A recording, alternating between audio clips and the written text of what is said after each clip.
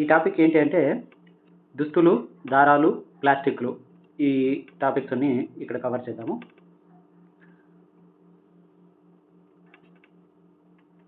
బట్టలు తయారు చేయడానికి వాడే ముడి సరుకుకు మనం ప్రధానంగా మొక్కలు, జంతువుల నుంచి ఆధారపడతాము. సో మొక్కలు, జంతువుల నుంచి అవి ముడి సరుకులు లభిస్తాయి. వీటిని సహజ దారాలు అంటారు. రసాయనాలను ఉపయోగించి యంత్రాల ద్వారా తయారు చేసే దారాలను కృత్రిమ దారాలు అంటారు. సో ఇప్పుడు సహజ దారాలు తీసుకుంటే నూలు, జనపనార, మొక్కల నుంచి తయారయ్యే సహజ దారాలు. పట్టు మరియు ఉన్ని జంతువుల నుంచి తయారయ్యే సహజ దారాలు. నూలు వస్త్రాలు నూలు దారాల నుంచి తయారవుతాయి. నూలు మెత్తగా, తెల్లగా ఉంటుంది. పత్తి మొక్కల నుంచి నూలు దారాలను సేకరిస్తారు. పత్తి మొక్కల కాయల నుంచి ముడి దారాలు తీస్తారు. వీటిని చక్రాలపై ఉడికి నాణ్యమైన దారాలు తయారు చేస్తారు. ఈ దారపు కండెలను మగ్గంపై నేస్తారు. వీటిని నూలు వస్త్రాలు అంటారు. నూలు వస్త్రాలు చెమటను పీల్చుకొని శరీరాన్ని చల్లగా ఉంచుతాయి. నూలు వస్త్రాలు మన వాతావరణానికి అనుకూలమైనవి. జనపనార సంచులు, తాళ్ళు, డిజైనర్ దుస్తులు జనపనార నుంచి తయారు చేస్తారు. అవిసె మొక్కల నుంచి లెనిన్ దుస్తులు తయారు చేస్తారు. పట్టు మృదువైనది, అందమైనది. దీనిని పట్టు పురుగుల నుంచి తీస్తారు.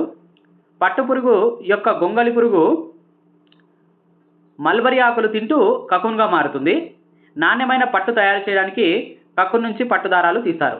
వాటి నుంచి పట్టు వస్త్రాలు నేస్తారు. పట్టు వస్త్రాలు మృదువుగా, అందంగా ఉంటాయి. పట్టు దారపు కండలు తయారు చేసే క్రమంలో కకున్లను ఉడికిస్తారు. వేడికి కకున్ లోపల ఉన్నటువంటి గొంగళి పురుగు చనిపోతుంది. అప్పుడు వాటి నుంచి పట్టు దారాల్ని సంగ్రహిస్తారు. ఒకవేళ కకున్ లోపలి గొంగళి పురుగు చనిపోకపోతే అది పట్టి పురుగుగా మారి బయటకు వచ్చి పట్టు దారాలను పాడు చేస్తుంది. అందుకే గొంగళి పురుగుల్ని చంపడానికి కకున్లను ఉడికిస్తారు. ఎన్ని గొంగళి పురుగులు చనిపోతే మనకు ఇంత అందమైనటువంటి పట్టు లభిస్తుందో ఒకసారి ఊహించండి. అంటే చాలా పట్టు పురుగులు చచ్చిపోతే అప్పుడు మనకి మంచి అందమైనటువంటి పట్టు లభిస్తుంది అని దాని అర్థము. తర్వాత గొర్రె బొచ్చును కత్తిరించి ఉన్ని దారాలుగా ఉడుకుతారు. ఈ ఉన్ని దారపు కండల నుంచి ఉన్ని వస్త్రాలు నేస్తారు. స్వెటర్లు, రగ్గులు ఉన్నితోనే తయారు చేస్తారు. మనం శీతాకాలంలో ఉన్ని వస్త్రాలు ధరిస్తాము. అవి మన శరీరాన్ని వెచ్చగా ఉంచుతాయి. నెక్స్ట్ కృత్రిమ దారాలు. పాలిస్టర్లు, టెర్లిను, తర్వాత రేయాన్, నైలాన్ మొదలైన బట్టలను పరిశ్రమల్లో రసాయనాల ద్వారా తయారు చేస్తారు. వీటిని సింథటిక్ వస్త్రాలు లేదా కృత్రిమ వస్త్రాలు అని అంటారు. ఇవి ఎక్కువ నాణ్యత, మన్నికను కలిగి ఉంటాయి. మనం సాధారణంగా వర్షాకాలంలో గొడుగులు, రేయన్ కోట్లు వాడతాం. ఇవి జల నిరోధకత గుడ్డతో తయారు చేస్తారు. మన దుస్తులు, మన సంస్కృతి. మనం ధరించే దుస్తులు మన శరీరాన్ని కాపాడడమే కాకుండా మన సంస్కృతిని కూడా ప్రతిబింబిస్తాయి. మన రాష్ట్రంలో ధరించే దుస్తులు మిగతా రాష్ట్రాల వాళ్ళు ధరించే దుస్తుల కన్నా భిన్నంగా ఉంటాయి. కేరళలో మగవాళ్ళు లుంగీలు ధరిస్తారు. తమిళనాడులో మగవాళ్ళు చొక్కా, ధోతి ధరిస్తారు. రాజస్థాన్లో మగవాళ్ళు కుర్తా ధరిస్తారు. ఆంధ్రప్రదేశ్తో సహా చాలా రాష్ట్రాల్లో ఆడవాళ్ళు చీర, జాకెట్టు, పంజాబీ డ్రెస్సు, లెహంగా లాంటివి ధరిస్తారు. చీర కట్టు విధానంలో కూడా చాలా తేడాలు ఉన్నాయి. ఎన్నో రకాలుగా చీర కట్టు కూడా ఉంటుందన్నమాట. పిల్లలు, పెద్దవాళ్ళు, వృద్ధులు ఎటువంటి బట్టలు ధరిస్తారో విభిన్నంగా ఉంటాయన్నమాట. పిల్లలు కొన్ని రకాలు, పెద్దలు, వృద్ధులు ఇలా వయసును బట్టి కూడా ధరించే దుస్తులు డిఫరెంట్గా ఉంటాయి. తర్వాత వయసును బట్టి ప్రజలు వివిధ రకాల దుస్తులు ధరిస్తారు. మనం పుట్టినరోజులు, పెళ్లిళ్ళు, పండుగలు లాంటి ప్రత్యేక సందర్భాల్లో కూడా ప్రత్యేకమైన దుస్తులు ధరిస్తాం. ప్రజలు వాడే దుస్తులు సౌకర్యం, వాతావరణంపై ఆధారపడి వేరువేరుగా ఉంటాయన్నమాట. సో చలి ప్రదేశాల్లో నివసించే ప్రజలు ఉన్నితో తయారైన వెచ్చని వస్త్రాలు వాడతారు. వేడిమి గల ప్రదేశాలలో నూలు వస్త్రాలు వాడతారు. చిన్నపిల్లలకు మృదువైన వస్త్రాలు ధరించడం మంచిది. మనల్ని ఎండ, వాన, చలి నుంచి రక్షించడానికి మనకు దుస్తులు అవసరం. అవి చెమటను పీల్చుకొని శరీరాన్ని చల్లగా ఉంచుతాయి. దుస్తులు క్రిములు, కీటకాలు, దుమ్ము, కాలుష్యం బారి నుంచి మన శరీరాన్ని కాపాడతాయి. దుస్తులు మనల్ని అందంగా కనపడేలా కూడా చేస్తాయి. ఇప్పుడు కృత్రిమ దారాల గురించి మాట్లాడుకుందాం. కృత్రిమ దారాలు అంటే ఏమిటి? దారంతో కుచ్చినటువంటి పూసల దండ, నెక్లెస్లో పూసలు ఏకరీతి అమరికను మనం గమనించవచ్చు. అదేవిధంగా పేపర్ క్లిప్లను ఒకదానితో ఒకటి కలిపి ఒక పొడవైన గొలుసులాగా తయారు చేయొచ్చు. సో కృత్రిమ దారం కూడా చిన్న యూనిట్లను, అంటే ఒక పూస కానీ, ఒక పేపర్ క్లిప్ కానీ, ఇట్లా ఒక పూస లేదంటే ఒక పేపర్ క్లిప్, దీన్ని ఒక యూనిట్ అనుకుంటే ఇట్లాంటి చిన్న యూనిట్లను కలిపి చేసిన గొలుసు వంటిదే కృత్రిమ దారం. నిజానికి ప్రతి యూనిట్ ఒక రసాయన పదార్థం. ఇలా అనేక చిన్న యూనిట్లు కలిపి ఒక పెద్ద యూనిట్గా ఏర్పడ్డాన్ని పాలిమర్ అంటామన్నమాట. పాలిమర్ అనే పదం 2 గ్రీకు పదాల నుంచి వచ్చింది. పాలిమోర్. పాలి అంటే ఎక్కువ, మోర్ అంటే భాగం. మోర్ కాదు, అది మెర్. పాలిమెర్. మెర్ అనగా భాగం లేదా యూనిట్ అని అర్థం. కాబట్టి పాలిమర్ అంటే పునరావృతమయ్యే అనేక యూనిట్లతో ఏర్పడుతుంది ఇది ఈ కృత్రిమ దారం అనేది. నెక్స్ట్ మనం చూసుకుంటే పాలిమర్లు ప్రకృతిలో కూడా లభిస్తాయి. ఉదాహరణకి నూలు, ఇది సెల్యులోజ్ అని పిలువబడే ఒక పాలిమర్. అనేక గ్లూకోజ్ యూనిట్లు కలిసి సెల్యులోజ్ తయారవుతుంది. అక్కడ యూనిట్ ఆ పూస లేదా పేపర్ క్లిప్ స్థానంలో ఏముంటుందంటే ఈ గ్లూకోజ్ అణువు ఉంటుందన్నమాట. ఇట్లాంటి గ్లూకోజ్ అణువులు ఒకదానికొకటి అట్లా వరుసగా ఏర్పడడం వల్ల సెల్యులోజ్ అనేటువంటి పదార్థం తయారవుతుంది అనమాట. అది ఒక పాలిమర్. అయితే ఇప్పుడు మనము కృత్రిమ దారాల్లో రకాలు తీసుకుంటే కనుక ఫస్ట్ రేయాన్ తీసుకుంటాం. పట్టు పురుగు నుంచి లభించే పట్టు దారం చైనాలో కనుగొనబడిందని మనకు తెలుసు. ఈ విషయం చాలా కాలం పాటు నిగూఢ రహస్యంగా ఉంది. పట్టు దారంతో తయారు చేసిన దుస్తులు చాలా ఖరీదైనవి. అయితే దీని యొక్క అందమైన అల్లిక ప్రతి ఒక్కరిని ఆకర్షిస్తుంది. కృత్రిమంగా పట్టు తయారు చేయడానికి ఎన్నో ప్రయత్నాలు జరిగాయి. 19వ శతాబ్దం చివరి నాటికి శాస్త్రవేత్తలు పట్టు వంటి లక్షణాలు ఉన్నటువంటి దారాన్ని పొందడంలో విజయం సాధించారు. రసాయన పద్ధతిలో కలపగుజ్జు నుంచి ఇటువంటి దారాలు తీస్తారు. దీనికే కృత్రిమ పట్టు లేదా రేయాన్ అని అంటారు. ఇది సహజమైనటువంటి కలపగుజ్జు నుంచి పొందినప్పటికీ ఇది మానవ నిర్మిత దారం. అంటే ఇటు పూర్తిగా రసాయనాల ద్వారా తయారు చేయలేదు, ఇటు పూర్తిగా సహజ పదార్థాల ద్వారా కూడా తయారు చేయలేదు. రెండు కలిపి మిక్స్ అయి ఉంటుంది కాబట్టి దీన్ని పూర్తిగా మనము కృత్రిమ దారము అనలేము, సహజ దారము అనలేము. అయితే దీనికి కృత్రిమ పట్టు లేదా రేయాన్ అని అంటాం అనమాట. ఇది సహజమైన కలపగుజ్జు నుంచి పొందినప్పటికీ ఇది మానవ నిర్మిత దారం. ఇది పట్టు కంటే చౌకైనది. పట్టు దారంలాగా నేయవచ్చు. దీనికి ఎన్నో రకాల రంగులు అద్దవచ్చు. రేయాన్ను నూలుతో కలిపి దుప్పట్లు తయారు చేస్తారు. రేయాన్ ప్లస్ నూలు ఈ రెండింటిని కలిపితే దుప్పట్లు వస్తాయి. తర్వాత ఉన్నితో కలిపితే తివాచీలు వస్తాయి. తివాచీలు తయారు చేయవచ్చు. నెక్స్ట్ రెండోది రసాయన దారం ఏంది, కృత్రిమ దారం ఏంది అంటే నైలాన్. నైలాన్ అనేది మరొక మానవ నిర్మిత దారం. ఇది 1931లో ఎటువంటి సహజ ముడి పదార్థాలు లేకుండా, అంటే మొక్క లేదా జంతువు నుంచి ఉపయోగించుకోకుండా ఏ పదార్థాన్ని తయారు చేయబడింది అనమాట. సో ఏమేమి వాడారు దీంట్లో అంటే నేల మొగ్గు, నీరు, గాలి నుంచి దీన్ని తయారు చేస్తారు. ఇది మొట్టమొదటి సంపూర్ణ కృత్రిమ దారం. నైలాన్ అనేది బలమైన సాగే గుణం గల తేలికపాటి దారం. బలంగా ఉంటుంది, సాగే గుణం ఉంటుంది, తేలిగ్గానే ఉంటుంది. ఇది మెరుపును కలిగి ఉతుక్కోవడానికి కూడా సులువుగా ఉంటుంది. అందుచేతనే ఇది దుస్తుల తయారీలో ఎక్కువ ప్రాచుర్యంలోకి వచ్చింది. నైలాన్తో తయారైన మేజోళ్ళు, తాళ్ళు, గుడారాలు, పళ్ళు తోమే బ్రష్లు, కార్ సీట్ బెల్టు, నిద్రకు ఉపయోగించే సంచులు అంటే పిల్లో కవర్సు, తెరలు అంటే కర్టన్స్ మొదలైనటువంటి వాటిని ఉపయోగిస్తాం. అలాగే నైలాన్ పారాచూట్ తయారీలో, పర్వతారోహణకు వాడే తాళ్ల తయారీలో ఉపయోగిస్తారు. వాస్తవానికి ఒక నైలాన్ దారం స్టీల్ తీగ కంటే బలమైనది. ఇది మనకి టెక్స్ట్ బుక్లో ఒక ప్రయోగం కూడా ఇచ్చినారు. స్టీల్ తీగని తర్వాత ఈ నైలాన్ దారాన్ని రెండింటికి బరువు వేలాడదీసినప్పుడు 100 గ్రాములు కానీ అట్లా బరువులు వేలాడదీసినప్పుడు నైలాన్ దారం తెగిపోకుండా ఉంటుంది, స్టీల్ తీగ తెగిపోతుంది. ఆ రకంగా స్టీల్ తీగ కంటే నైలాన్ బలమైనదే అని ఇక్కడ బొమ్మ కూడా ఉంది. తర్వాత పారాచూట్ తయారీలో, తర్వాత పర్వతారోహణకు వాడే తాళ్ల తయారీ, తర్వాత బ్రష్లు, తర్వాత ఈ సాక్స్లు, కర్టన్లు ఇవన్నీ కూడా మనము నైలాన్తో తయారు చేస్తామని బొమ్మలు కూడా ఉన్నాయి. నెక్స్ట్ థర్డ్ కృత్రిమ దారం ఏంటంటే పాలిస్టర్, అక్రిలిక్. ఈ పాలిస్టర్ అనే దాని గురించి చాలా ఎక్కువగా ఉంది. పాలిస్టర్ అనేది మరొక కృత్రిమ దారం. ఈ దారంతో చేసిన వస్త్రం సులభంగా ముడుచుకోదు, ప్రస్ఫుటంగా కనిపిస్తూ ఉతుక్కోవడానికి సులభంగా ఉంటుంది. అందుచేతనే దుస్తుల తయారీకి ఈ దారాలు సరిగ్గా సరిపోతాయి. అయితే ఇక్కడ నైలాన్లో తీసుకుంటే కనుక మనకి నైలాన్ అనేది బలమైన సాగే గుణం గల తేలికపాటి దారం. మెరుపును కలిగి ఉంటుంది, ఉతుక్కోవడానికి సులభంగా ఉంటుంది. దుస్తుల తయారీలో ఎక్కువ ప్రాచుర్యంలోకి వచ్చింది నైలాన్ ఫస్ట్. తర్వాత పాలిస్టర్ అనేది చూసుకుంటే కనుక ప్రస్ఫుటంగా కనిపిస్తూ ఉంటుంది, ఉతుక్కోవడానికి సులువుగా ఉంటుంది. అందుచేతనే దుస్తుల తయారీలో ఈ దారాలు సరిగ్గా సరిపోతాయి. చాలామంది పాలిస్టర్ చొక్కాలు, ఇతర దుస్తులు ధరించడం మనం గమనిస్తాం. టెర్లిన్ అనేది కూడా ప్రసిద్ధి పొందినటువంటి పాలిస్టర్ అనమాట. దీనిని అతి సన్నటి దారాలుగా చేయవచ్చు, ఇతర దారాల మాదిరిగా వడకవచ్చు టెర్లిన్ అనేదాన్ని. వాస్తవానికి పాలిస్టర్లో ఏస్టర్ అనేది చూసుకుంటే కనుక ఏస్టర్ అనే పునరావృత రసాయన యూనిట్ల వల్ల ఏర్పడినటువంటి పాలిస్టర్, పాలి ప్లస్ ఎస్టర్. సో ఎస్టర్ అంటే పండ్లకు వాసన ఇచ్చే రసాయనం అని అర్థం. తర్వాత ఈ మనం ఏదైతే ఇంతకుముందు ఒక పూస లేదంటే ఒక పేపర్ క్లిప్ అని మాట్లాడుకున్నాం కదా, ఆ యూనిట్ ప్లేస్లో ఈ ఎస్టర్ అనేటువంటి రసాయనం ఉంటుందన్నమాట.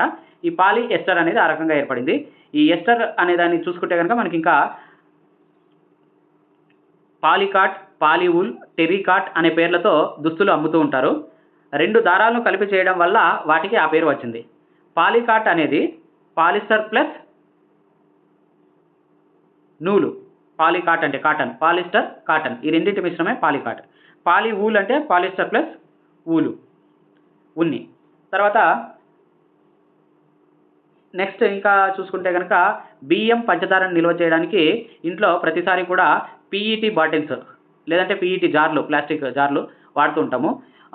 ఇవి ఏంటి అంటే కనుక పీఈటీ అంటే ఏంటి అంటే పాలిఇథిలీన్ టెరాఫ్థలేట్. పీఈటీ అంటే ఏంటి అంటే పాలిఇథిలీన్ టెరాఫ్థలేట్ అనేది పాలిస్టర్ యొక్క ముఖ్య రూపం. అంటే పాలిస్టర్లో ఎస్టర్ అనేది ఉంది కదా, ఈ ఎస్టర్కి అనేది అనేక రూపాల్లో ఉంటుంది. ఆ రూపాల్లో ముఖ్యమైన రూపము పీఈటీ, పాలిఇథిలీన్ టెరాఫ్థలేట్. అయితే దీన్ని ఎక్కడ వాడతాము అంటే కనుక సీసాలు అంటే ప్లాస్టిక్ బాటిల్స్, వంట పరికరాలు, ఫిల్ములు, తీగలు వంటి ఎన్నో ఉపయోగకరమైనటువంటి వస్తువుల తయారీలో మనం వీటిని వాడతాం అనమాట. తర్వాత శీతాకాలంలో చలికోట్లు వేసుకుంటాం, శాలువాలు లేదా దుప్పట్లు వాడతాం. నిజానికి ఇవి ఊలు అంటే ఉన్నిని పోలి ఉన్నప్పటికీ వీటిలో చాలా వరకు సహజ ఊలు నుంచి తయారు చేసినవి కావు. ఇవి ఆక్రిలిక్ అనేటువంటి మరొక దారంతో తయారు చేస్తారు. సహజ వనరుల నుంచి లభించే ఖరీదైన ఊలు కంటే ఆక్రిలిక్ చాలా చౌకైనది. ఇవి అనేక రంగులలో లభిస్తాయి ఆక్రిలిక్తో తయారు చేసినటువంటి దుస్తులు. కృత్రిమ దారాలు మన్నికైనవి, సరసమైన ధరలకు లభించడం వల్ల సహజ దారాల కంటే ఎక్కువ జనాదరణ పొందుతున్నాయి. వేడి చేస్తే కృత్రిమ దారాలు కరుగుతాయి. అదే కృత్రిమ దారాలకు ఉండేటువంటి మెయిన్ డ్రాబ్యాక్, ఈ బట్టలు అంటుకోవడం వల్ల ఘోర ప్రమాదాలు జరుగుతాయి అన్నమాట. వస్త్రం కరిగి దానిని ధరించిన వ్యక్తి శరీరానికి అతుక్కుంటుంది. ఈ కారణంగా వంటగదిలో లేదా ప్రయోగశాలలో కృత్రిమ వస్త్రాలు ధరించకూడదు. పెట్రోకెమికల్స్ అంటే ఎలాంటి వస్త్రాలు ధరించాలి అనేది మళ్ళీ మనం మాట్లాడుకుందాం. పెట్రోకెమికల్స్ అనేటువంటి పెట్రోలియం నుంచి లభించే పదార్థాలు అనేక ప్రక్రియలకు గురి చేయడం ద్వారా అన్ని కృత్రిమ దారాలు తయారు చేస్తారు. సో పెట్రోకెమికల్స్ అనబడేటువంటి పెట్రోలియం నుంచి లభించే పదార్థాలను అనేక ప్రక్రియలకు గురి చేయడం ద్వారా అన్ని కృత్రిమ దారాలు కూడా మనం తయారు చేస్తామన్నమాట. కృత్రిమ దారాల లక్షణాలు ఏంటివి అంటే ఇంతకు ముందే మాట్లాడుకున్నాం. ఇది త్వరగా అంటే ఉతికినప్పుడు త్వరగా ఆరిపోతాయి, మన్నికైనవి, చౌకగా దొరుకుతాయి, ఎప్పుడు కావాలన్నా లభిస్తాయి, సులభంగా వాడుకోవచ్చు. ప్లాస్టిక్లు, ఇప్పుడు మనము ఇంతకు ముందంతా దారాల గురించి మాట్లాడుకున్నాం. ఇప్పుడు ప్లాస్టిక్లోకి వస్తాం. ఈ దారాల నుంచి ప్లాస్టిక్లోకి ఎట్లా వచ్చామనేది కూడా చూద్దాం. కృత్రిమ దారాల మాదిరిగానే ప్లాస్టిక్ కూడా ఒక పాలిమర్. అంటే ఇప్పుడు పాలిమర్తో మనము దారాలు చేస్తాము, తర్వాత ప్లాస్టిక్లు కూడా ఉన్నాయి. కానీ అన్ని రకాల ప్లాస్టిక్లో యూనిట్ల అమరిక ఒకే రకంగా ఉండదు. కొన్ని సరేఖీయంగా, మరికొన్ని అడ్డంగా జత చేయబడినవి అట్లాంటి అమరికను కలిగి ఉంటాయి. ప్లాస్టిక్ వస్తువులు వీలైనన్ని ఆకారాలు, పరిమాణంలో లభిస్తాయి. ప్లాస్టిక్ను తిరిగి వాడవచ్చు, రంగు వేయవచ్చు, కరిగించవచ్చు, షీట్లుగా చుట్టవచ్చు లేదా తీగలుగా తయారు చేయవచ్చు. అందువల్లనే ఎన్నో రకాల ప్రయోజనాల కోసం ఇది ఉపయోగపడుతుంది. పాలిథిన్, పాలి ప్లస్ ఇథిన్ అనేది ప్లాస్టిక్ ఒక మంచి ఉదాహరణ. దీన్ని సాధారణంగా పాలిథిన్ సంచులు అంటే పాలిథిన్ కవర్లు ఉంటాయి కదా, ప్లాస్టిక్ కవర్లని మనం జనరల్గా మాట్లాడుతుంటాం. సో ఈ పాలిథిన్ సంచుల తయారీకి ఉపయోగిస్తాం. నెక్స్ట్ ఈ ప్లాస్టిక్లో రకాలు చూసుకుంటే కనుక ఇంతకుముందు కృత్రిమ దారాలు రకాలు అయిపోయింది. ఇప్పుడు ప్లాస్టిక్లలో రకాలు. కొన్ని ప్లాస్టిక్ వస్తువులు సులభంగా వంచగలిగినప్పటికీ కొన్ని బలవంతంగా వంచినప్పుడు విరిగిపోవడం మనం గమనించవచ్చు. ఒక ప్లాస్టిక్ బాటిల్లో వేడి నీరు పోసినప్పుడు దాని రూపం మారుతుంది. వేడి చేసినప్పుడు రూపం కోల్పోయి వంచడానికి వీలయ్యే ప్లాస్టిక్ను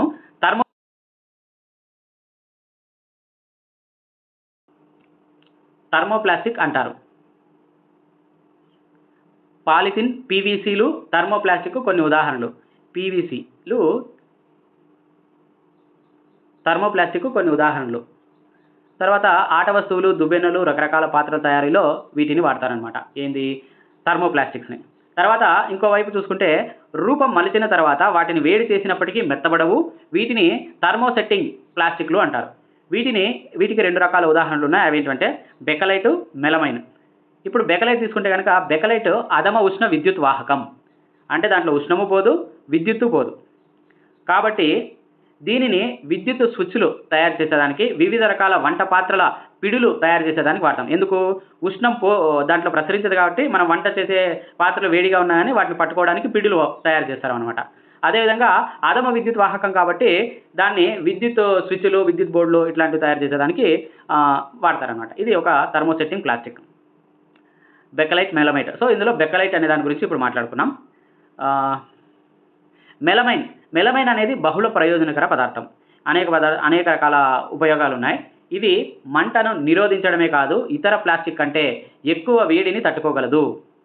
కాబట్టి దీన్ని ఏమేమిటికి వాడతారంటే ఫ్లోర్ టైల్స్కి, తర్వాత వంట సామాగ్రి, తర్వాత మంటను నిరోధించే బట్టల తయారీకి దీన్ని వాడతాం. అంటే ఇప్పుడు మనం ఫ్లోర్ టైల్స్ ఉంటాయి కదా, ఆ టైల్స్ చేయొచ్చు. తర్వాత వంట సామాగ్రికి కూడా వాడుకోవచ్చు. వంట సామాగ్రి అంటే ఇంతకుముందు చెప్పినట్టు పిడి కాకుండా డైరెక్ట్గా వంట సామాన్లు తయారు చేసే, పాత్రలు తయారు చేసే కూడా ఈ మెలమైన్ను వాడతాం అనమాట. తర్వాత మంటను నిరోధించే బట్టల తయారీకి కూడా వాడతాం. అంటే మనము ఈ ఫైర్ స్టేషన్లో వాడేటువంటి బట్టలు కానీ, లేదంటే ల్యాబ్లో వాడేటువంటి బట్టలు కానీ, ఇట్లాంటి అనేక బట్టల తయారీలో మంటను నిరోధించే బట్టల తయారీకి వీటిని ఉపయోగిస్తాం అనమాట. తర్వాత నెక్స్ట్, ఈ రోజుల్లో ఆహార పదార్థాలు, నీరు, పాలు, కూరగాయలు, ఎండబెట్టిన ఆహారం మొదలైనవి నిల్వ చేయాలంటే ప్లాస్టిక్ పాత్రలే మనకు బాగా అనువుగా అనిపిస్తాయి. ఇంతకుముందు మనము పింగాణి పాత్రలు వాడేవాళ్ళము, ఊరగాయ పచ్చళ్ళు ఇట్లాంటివన్నీ నిల్వ చేయడానికి. ఇప్పుడు ప్లాస్టిక్ డబ్బాలు మనం వాడుతున్నాం అన్నమాట. దీనికి కారణం ఇవి తేలికైనవి, చౌకైనవి, దృఢమైనవి, సులభంగా వాడుకోదగినవి. లోహాలతో పోల్చితే ఇవి తేలికగా ఉండటం వల్ల కార్లు, విమానాలు, అంతరిక్ష నౌకల తయారీలో కూడా వీటిని ఉపయోగిస్తారు. చెప్పులు, వివిధ రకాల సామాన్లు, అలంకరణ వస్తువులు ఇలా లెక్కిస్తూ పోతే వీటి జాబితాకి అంతూ ఉండదు. సో అన్ని రకాలుగా మనం ప్లాస్టిక్ని వాడుతున్నాం అనమాట. ప్లాస్టిక్ లక్షణాలు ఇప్పటికే మనకు అన్నీ అర్థమైపోయినాయి. అయినా ప్లాస్టిక్ లక్షణాలు ఇంకా ఏమేమి ఉన్నాయంటే, ప్లాస్టిక్ అనేది చర్యాశీలత లేనిది, కాబట్టి దీంట్లో కెమికల్స్ని కూడా నిల్వ చేసే అవకాశం ఉంటుందన్నమాట. తర్వాత గాలి, తేమ వల్ల ఇనుము వంటి లోహాలు తుప్పు పడతాయి, కానీ ఈ ప్లాస్టిక్ అనేది తుప్పు పట్టే సమస్య ఉండదు. ఇవి తొందరగా క్షయం పొందవు. అందుచేతనే అనేక రసాయనాలతో సహా వివిధ రకాల పదార్థాలు నిల్వ చేయడానికి ప్లాస్టిక్ను ఉపయోగిస్తారు. ప్లాస్టిక్ తేలికైనది, బలమైనది, మన్నికైనది. ప్లాస్టిక్ పాత్రలు ఉపయోగించడం ఎందుకు? ప్లాస్టిక్ చాలా తేలిగ్గా ఉండి, దృఢంగా ఉండి, మణుకుతో ఉండి, కావాల్సిన ఆకారాల పరిమాణంలో మలుచుకోవడం వల్ల దీన్ని వివిధ రకాల ప్రయోజనాల కోసం ఉపయోగిస్తాం. సాధారణంగా ప్లాస్టిక్ అనేది లోహాల కంటే చౌకైంది. వీటిని పరిశ్రమల్లో, గృహోపకరణాల కోసం అనేక రకాలుగా ఉపయోగిస్తామన్నమాట. తర్వాత ఇప్పుడు ప్లాస్టిక్లు అధమ వాహకాలు. ప్లాస్టిక్లు అధమ ఉష్ణ విద్యుత్ వాహకత కలిగి ఉంటాయని మనం తెలుసుకున్నాం పైన. అందులో థర్మోసెట్టింగ్ ప్లాస్టిక్లు. అందుచేతనే వీటిని విద్యుత్ తీగలకు తొడుగులుగా కూడా వాడతాము. తర్వాత స్క్రూ డ్రైవర్లకు పిడులుగా వాడతాము. ఈ రకంగా పెనములు ఉంటాయి కదా, దోశ పెనాలు, ఈ చపాతీ పెనాలు, లేదంటే ఇట్లాంటి పాత్రలు, ఈ పాత్రలకి పిడులను కూడా ప్లాస్టిక్తో తయారు చేస్తాము. అది బెకలైట్ అయి ఉంటుంది. తర్వాత ఆరోగ్య సంరక్షణ పరిశ్రమలో చాలా విస్తృతంగా ప్లాస్టిక్ను వాడుతున్నారు. ట్యాబ్లెట్ల ప్యాకేజింగ్, గాయాల కుట్ల కోసం వాడే దారాలు, సిరంజీలు, వైద్యుల చేతి తొడుగులు, గ్లౌజెస్, ఎన్నో వైద్య పరికరాలు వాటి ఉపయోగాలకు ఉదాహరణలు. అంటే ఇన్ని రకాలుగా ప్లాస్టిక్ను వాడుతున్నాం. ఆహారం వండటానికి వాడే మైక్రో ఓవెన్ నందు ప్రత్యేక ప్లాస్టిక్ సామాగ్రిని ఉపయోగిస్తున్నారు. మైక్రో ఓవెన్లో ఆహారం ఉడుకుతుంది, కానీ ప్లాస్టిక్ పాత్రకి ఏమాత్రం అది ప్రభావితం కాదు. టెఫ్లాన్ అనేది నూనె, నీరు అంటుకొని ఒక ప్రత్యేకమైన ప్లాస్టిక్. వంట పాత్రల తయారీకి పాత్రకు పదార్థం అంటుకొని పూత వేయడానికి దీనిని ఉపయోగిస్తారు. సో ఇది టెఫ్లాన్ అనేది నూనె, నీరు అంటుకొని పదార్థం అనమాట. సో దీన్ని మనం పాత్రల తయారీలో కూడా వాడతారంట. అయితే ఇప్పుడు పాత్రల పిడులు తయారు చేయడానికి మనకి బెకలైట్ వాడితే, మెలమైన్ అనేది ఎందుకు వాడతామంటే పాత్రల తయారీకి వాడతాము. తర్వాత వస్త్రాలు, అగ్ని నిరోధకత వస్త్రాలు తయారు చేయడానికి వాడతారు. అదేవిధంగా ఇప్పుడు టెఫ్లాన్ తీసుకుంటే కనుక ఇది కూడా వంట పాత్రల తయారీకి కూడా వాడతారనమాట. నెక్స్ట్, అగ్ని నిరోధక ప్లాస్టిక్. కృత్రిమ దారాలు మంటలు సులువుగా అంటుకుంటాయి, కానీ మెలమైన్ ప్లాస్టిక్ పూత చేసిన అగ్నిమాపక సిబ్బంది దుస్తులు మంటకు నిరోధంగా తయారు కావటం ఆసక్తికరం. ప్లాస్టిక్లు పర్యావరణానికి అనుకూలం కాదు. దాని గురించి మనం మాట్లాడుకుందాం. మనము ఎట్లా మార్కెట్కి వెళ్ళినప్పుడు సాధారణంగా వస్తువులను ప్లాస్టిక్తో చుట్టి ఇవ్వడం, అంటే పాలిథిన్ సంచులు ఇవ్వడం, ప్యాక్ చేసి ఇవ్వడం జరుగుతుంది. మన ఇళ్లలో ప్లాస్టిక్ వ్యర్థాలు ఎక్కువగా పేరుకుపోవడానికి ఇది ఒక కారణం. మనం ఎక్కడికి బయటికి వెళ్ళినా ఒట్టి చేతితో వెళ్తాము, ఏదైనా కవర్లో ప్యాక్ చేసి తీసుకొస్తాం అనమాట.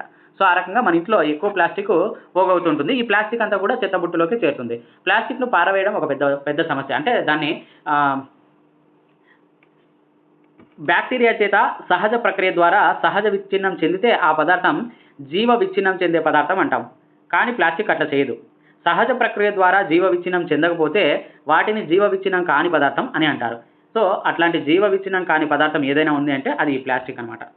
అయితే ఇక్కడ కింద టేబుల్ ఉంది. జీవ విచ్ఛిన్నం ఎంత టైం పడుతుంది జీవ విచ్ఛిన్నం అవడానికి, అంటే భూమిలో కలిసిపోవడానికి ఎంత సమయం పడుతుంది, ఏవేవి అని మనం చూసుకుంటే కనుక, కూరగాయలు, పండ్ల తొక్కలు, మిగిలిన ఆహార పదార్థాలు ఇవి 1 నుంచి 2 వారాల్లో భూమిలో కలిసిపోతాయి. తర్వాత కాగితం అనేది 10 నుంచి 30 రోజుల్లో భూమిలో కలిసిపోతుంది.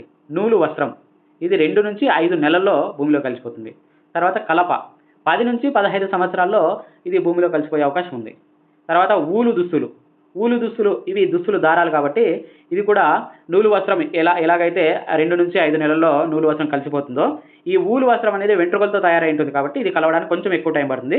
కాబట్టి నూలు వస్త్రం 2 నుంచి 5 నెలల్లో అయితే ఈ ఊలు అంటే ఉన్ని వస్త్రం వచ్చేసి సుమారు సంవత్సరం పాటు భూమిలో కలిసిపోయే టైం పడుతుంది అనమాట. అయితే టిన్, అల్యూమినియం ఇతర లోహ పాత్రలు అయితే 100 నుంచి 500 సంవత్సరాల వరకు కూడా ఇవి ఉంటాయన్నమాట. భూమిలో కలవకుండా ఉంటాయి, ఆ తర్వాత కలిసిపోతాయి. తర్వాత ప్లాస్టిక్ అయితే కనుక చాలా సంవత్సరాలైనా కూడా ఇవి విచ్ఛిన్నం కావు. నెక్స్ట్ ఇంకా లాస్ట్ పాయింట్ లాస్ట్ లైన్లో ఏముంది అంటే ప్లాస్టిక్ల గురించి. ప్లాస్టిక్ విచ్ఛిన్నం కావడానికి చాలా సంవత్సరాలు పడుతుంది కాబట్టి ఇది పర్యావరణ నేస్తం కాదు. ఇది పర్యావరణాన్ని కలుషితం చేస్తుంది. అంతేకాదు కృత్రిమ పదార్థాలలో దహన ప్రక్రియ చాలా నెమ్మదిగా జరుగుతూ ఉంటుంది.